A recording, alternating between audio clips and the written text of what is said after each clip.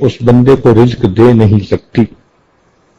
اللہ رب العزت قادر مطلق ہیں۔ تو یہ عقیدہ بنا لینا، کسی نے جی ہمارا کاروبار باندھ دیا ہے، کس قدر واہیات بات ہے، ایمان کا جنازہ نکل جاتا ہے ان باتوں سے۔ اس لیے ایسے عقیدے دل میں رکھ کے اور ایسی باتیں دل میں رکھ کے اپنا ایمان گنوا بیٹھتی ہیں۔ اس لیے عورتوں کو چاہیے عاملوں کے پاس جانے سے توبہ کریں، جتنی مرضی پریشان ہو یہی سوچا کریں کہ یا تو یہ میرے عملوں کا نتیجہ ہے یا میرے رب کی طرف سے امتحان ہے۔ بس ان دونوں صورتوں میں مجھے توبہ استغفار کرنا ہے۔ اللہ تعالیٰ مغیر الاحوال ہیں، وہ میرے حالات کو خود ہی ٹھیک کر دیں گے۔ تو اپنے عقیدے کو خراب کر بیٹھتی ہیں، یہ ایک بنیادی وجہ ہوتی ہے۔ اور پھر اس کی وجہ سے پتہ تو ہوتا نہیں کہ کس نے کیا کیا، لہذا قریبی رشتہ داروں کے بارے میں دل میں کینہ رکھتی ہیں کہ فلاں نے کچھ کر دیا ہوگا، اور یوں قطع رحمی کی مرتکب ہوتی ہیں۔ ایک عورت نے ایک مرتبہ فون پر پوچھا، میری یہ پریشانی وہ پریشانی، مجھے لگتا ہے کسی نے کچھ کر دیا ہے۔ تو میں نے کہا ہاں مجھے بھی لگتا ہے کسی نے کچھ کر دیا ہے۔ تو بڑی خوش ہو گئی کہ حضرت جی نے میری بات کی تصدیق کر دی۔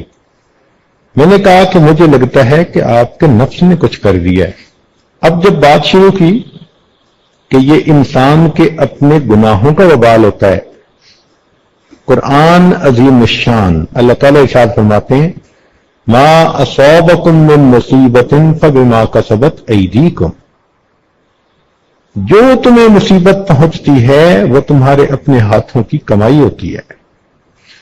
اب اس کا دماغ صاف ہوا، کہنے لگی جی میں تو لوگوں سے دشمنی دل میں لے کے رہی تھی، آپ نے مجھے سمجھا دیا کہ اصل دشمن تو میرا اپنا نفس ہے جو مجھے گناہ کرواتا ہے۔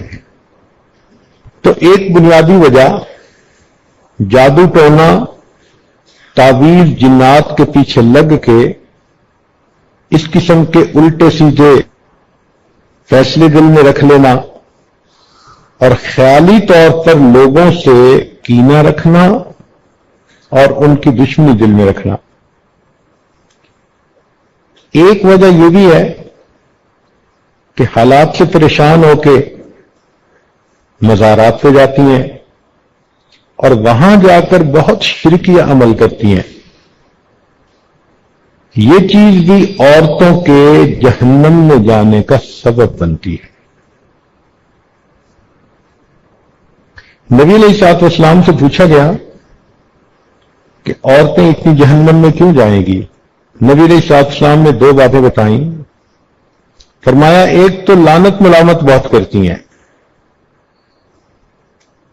اور واقعی چھوٹی چھوٹی بات پہ کوئی نہ کوئی عیب جوئی کر لیتی ہیں۔ اور رہ گئی بات خامد کی، وہ تو جتنا اچھا ان کے ساتھ رہنے کی کوشش کرے، بس ایک دفعہ تھوڑی اونچ نیچ ہو جائے اس کے سب کی ایک رائے پہ پانی پھیر دیتی ہیں۔ میں نے تو آپ کے گھر میں آ کے کبھی کچھ خیر دیکھی ہی نہیں، آپ نے تو مجھے ساری زندگی ستا کے رکھا۔ وہ محبت کے لمحات، وہ خوشیوں کے لمحات، وہ سب بھول جاتی ہیں، پانی پھیر دیتی ہیں۔ یہ جو ہے نا خاوند کی ناشکری، یہ تو بہت عورتوں میں ہوتی ہے۔ بھائی جتنی غلطی ہو اتنا ہی کسی کو برا سمجھنا چاہیے۔ ایک غلطی پر اس کے سب اچھائیوں کو تو برائیاں نہیں بنا دینا چاہیے۔ اور جب ان کو سمجھایا جائے تو آگے سے جو ہم نے تو جی ناز میں یہ بات کر دی تھی، भाई कर तो दी थी ना, जुबान से बात निकल तो गई थी, नामे अमाल में लिखी तो गई थी ना। अब फरिश्तों ने ये थोड़ा लिखना है कि इसने नाज में ये बात कर दी। और फिर कभी कभी पता क्या जवाब देती है, और जी मैंने तो ऊपर ऊपर से बात की थी। ये ऊपर ऊपर की बात हमें आज तक समझ में नहीं आई। भाई जब आपकी जुबान से अल्फाज निकले खाविंद की नाशुक्री के, तो ऊपर ऊपर से बात का क्या मतलब? ये सब शैतान के बहकावे हैं। ऐसी बातें नहीं करनी चाहिए जो इंसान के किए हुए अमलों को जाया कर दे। ये जो नेमत की नाशुक्री होती है, इसकी वजह से अल्लाह ताला बंदे को नेमतों से महरूम फरमा देते हैं।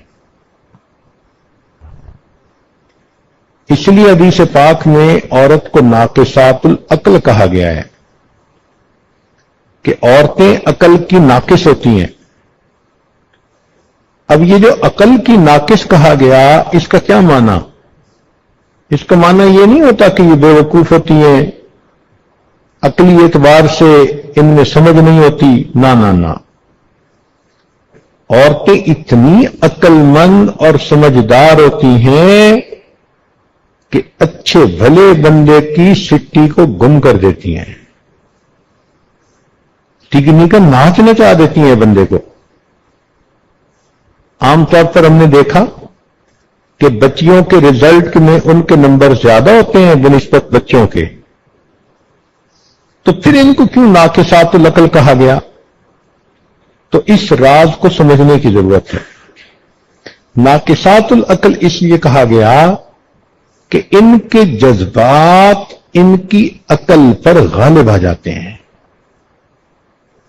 लिहाजा जिससे मोहब्बत करती है इतना चाहेगी कि जी करेगा कि सारी दुनिया के लोग मर जाएं और गलियों में बस ये चले।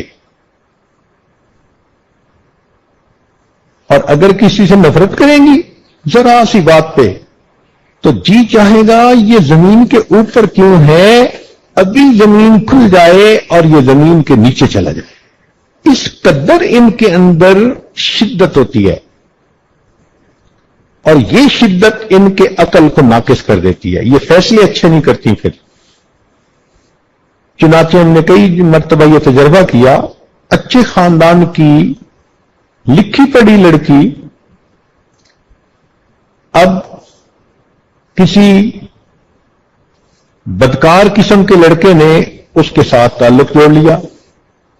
न वो लड़का किसी अच्छे खानदान से है, न वो कोई काम करता है, न उसकी तालीम है, न कोई उसकी पर्सनैलिटी है, कोई जोड़ नहीं बनता दोनों का। मां बाप समझा समझा के थक जाते हैं, कहती है नहीं मैंने तो उसी से शादी करनी है। अब उसको जितना मर्जी समझाएं कि भाई उसके पास न घर है, न दर है, न नौकरी, कहां से खाएगा तुम्हें खिलाएगा, सपोर्ट कैसे करेगा तुम्हें, कहती है बस मैं गुजारा कर लूंगी। तो ये जज्बात इनके ऊपर इतने गालिब आ जाते हैं कि ये फैसले गलत कर जाती हैं। जरा सी बात पे खामिद को कहेंगी हां मुझे आप छोड़ दें, तो ये जो बेवकूफी के फैसले कर देती हैं ना जज्बात में आके, शरीयत ने कहा कि ये नाकिसातुल अक्ल होती है। इसलिए तो शरीयत ने तलाक का हक मर्द को दिया। अगर बिलफर्ज व तकदीर तलाक का हक औरत को दिया जाता तो माशाअल्लाह एक दिन में 25-30 तलाकें तो हर मर्द को हो जाती। इसलिए शरीयत ने कहा कि हुन्ना नाकिसातुल अक्ल व दीन, दीन और अकल की नाकिस होती हैं। तो जज्बाती फैसले नहीं करने चाहिए, अल्लाह की नेमतों की नाकदरी नहीं करनी चाहिए। खामिन के घर में जितनी तकलीफ है उसको उतना ही रखें, और जो उस घर में अच्छाइयां हैं उन अच्छाइयों को बुराइयां न बनाएं। फिर यह कि जब ان کی طبیعت غصے میں ہو تو ذرا سی بات پہ لڑائی جھگڑا کر لیتی ہے. لڑنا جھگڑنا دنیا کا سب سے آسان کام. دو پڑوس میں تھی، جب فارغ ہوتی تھی کام سے تو پھر دیوار سے ایک دوسرے کو دیکھتی تھیں. ایک کہتی تھی آپ پڑوسن لڑیں،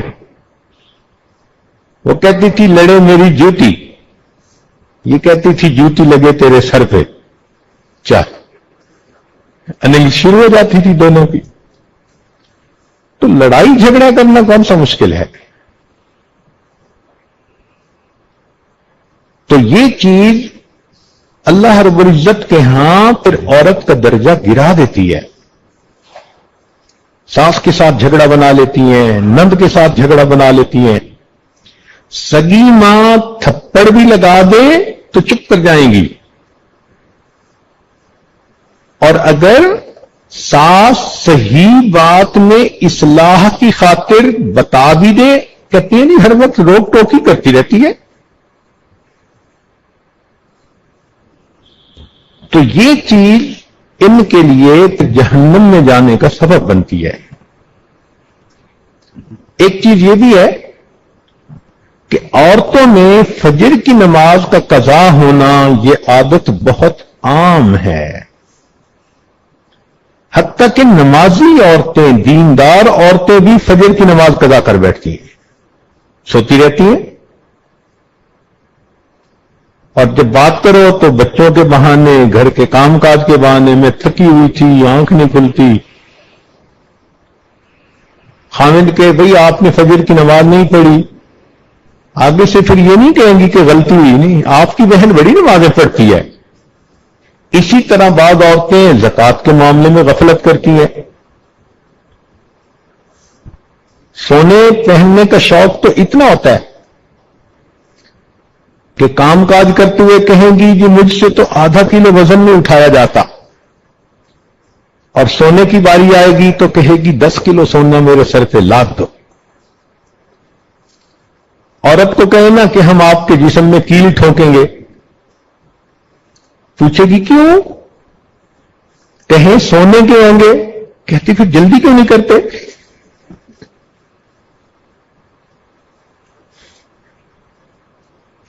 تو محبت سونے کی اتنی، لیکن زکات دیتے وقت کیونکہ نقد پیسے نہیں ہوتے، کہتی ہیں جی ہم کیسے زکات دیں؟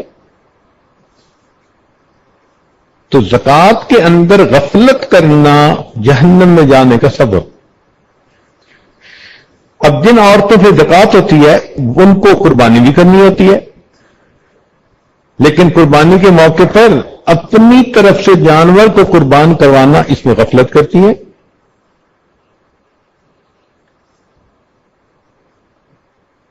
پھر ایک وجہ یہ بھی ہے کہ غسل جنابت میں تاخیر کرتی ہیں. رات کو اگر ان پر نہانا فرض ہو گیا تو فجر کی نماز گئی، بہانہ کریں گی اور یہ سب گھر والوں کے سامنے میں کیسے نہا سکتی ہوں؟ بھائی فرض ہے، اللہ کا حکم ہے. فجر کی نماز کو اس قدر کیوں تم ہلکا سمجھ رہی ہو؟ اپنی مرضی ہوتی ہے تو آدھی رات کو اٹھ کے نہائیں گی، لیکن شریعت کا حکم اس میں تاخیر. اور پھر ان کو حیض، نفاس اور استحاضہ کے مسائل کا پورا پتہ بھی نہیں ہوتا، نہ پڑھتی ہیں نہ سیکھتی ہیں. حالانکہ اس میں بہت باریکیاں ہیں اور اس کو سیکھنا چاہیے. ہمیں تجربہ اس طرح سے ہوا کہ ایک مرتبہ گھر والوں نے یہ بات بتائی کہ آج ایک بچی جو ایم اے پڑھ رہی تھی مدرسے میں آئی اور کہنے لگی جی کہ میری امی میری شادی کرنا چاہتی ہے، تو میں اس لیے آئی ہوں کہ میں آپ سے غسل کے فرائض مسائل سیکھوں. تو انہوں نے آگے سے جواب دیا کہ عمر تو آپ کی ماشاءاللہ 23-24 سال لگتی ہے. کہنے لگی ہاں 23 سال عمر ہے. تو بھائی آپ تو 16 سال میں جوان ہوئی ہوگی، تو آخر ہر مہینے غسل کرنا ہوتا ہوگا؟ کہنے لگی نہیں۔ اب سوچئے 16 سال کی عمر میں یہ بچی جوان ہوئی اور 23 سال کی عمر پہنچنے تک ایم اے تو پڑھ لیا، لیکن اس کو یہ بھی پتہ نہیں کہ ہر مہینے جو ایام کے بعد انسان کو غسل کرنا ہوتا ہے وہ فرض غسل ہوتا ہے۔ کہتے ہیں جی غسل کی تو اب ضرورت پیش آئے گی چونکہ شادی اب ہو رہی ہے۔ اس کا مطلب اس نے 7 سال ناپاکی کے اندر گزارے۔ پھر کئی مرتبہ ان کو شوق ہوتا ہے نیل پالش لگانے کا، جتنا مرضی منع کر لو لیپ لگاتی ہیں، حالانکہ نیل پالش کے لگانے سے نہ وضو ہوتا ہے نہ غسل ہوتا ہے۔